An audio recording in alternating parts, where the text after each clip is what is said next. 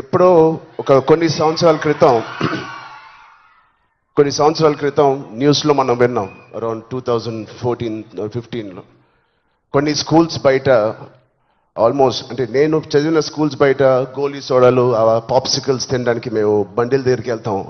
ప్రస్తుతం అలాంటి బండ్లే ఈ డ్రగ్స్ అమ్మడానికి ఒక చోటు, ఒక ప్లేస్ అయిపోయింది. పిల్లలకి ఆ ఐస్ క్రీమ్లో ఏమి ఇస్తున్నారో తెలియకుండా చాలామంది సార్ చెప్పినట్టు at the age of classes of 3rd class 4th class పిల్లలు పాప్సికల్స్ తినే దాంట్లో పెడుతున్నారంటే, ఆ హైని చేసుకుంటూ వెళ్తున్నారంటే ఆ పేరెంట్స్కి తెలిసి చాలా పెద్ద ధర్నా అయింది. అప్పుడు మీ అందరికీ గుర్తే ఉంటుంది.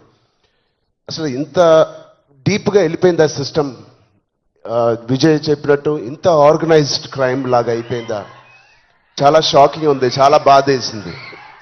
అప్పుడులో అయితే I was not a parent, but today as a parent మేము ఇవన్నీ ఆలోచనలు వస్తున్నాయి. మన స్టేట్ కానీ, మన సిటీ కానీ, మనం పంపించే స్కూల్స్ కానీ. ఇప్పుడు ప్రస్తుతానికైతే ఇంట్లో ఏదో ఆడుకుంటూ హోమ్ స్కూలింగ్ చేపిస్తున్నాం, కానీ రేపు పొద్దున మా పిల్లల్ని బయటికి పంపించాలంటే మాకు కూడా అలా ఇలా ఉంటుంది. వీళ్ళందరూ చెప్పినట్టు it is all about being high that day.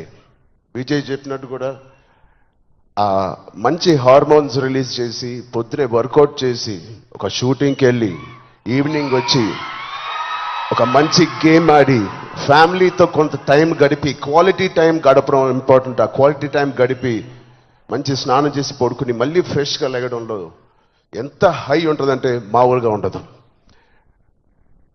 Getting a good successful film అదొక హై, మంచి మార్క్స్ తెచ్చుకోవడం ఒక హై, ఫ్యామిలీతో ఈవినింగ్ క్వాలిటీ టైం స్పెండ్ చేయడం అది బ్యూటిఫుల్ హై, ఫ్రెండ్స్తో కూడా గడుపుదాం, ఒక స్పోర్ట్స్ తీసుకుందాం. గోపిచంద్ గారు చెప్పినట్టు let's play sports in the evening, ఆ హైయే వేరు. అలాగే we should protect our own family. మన సిస్టర్స్, మన బ్రదర్స్, మన ఇంట్లో నుంచి మొదలు పెడదాం. We should protect our family, we should protect our school,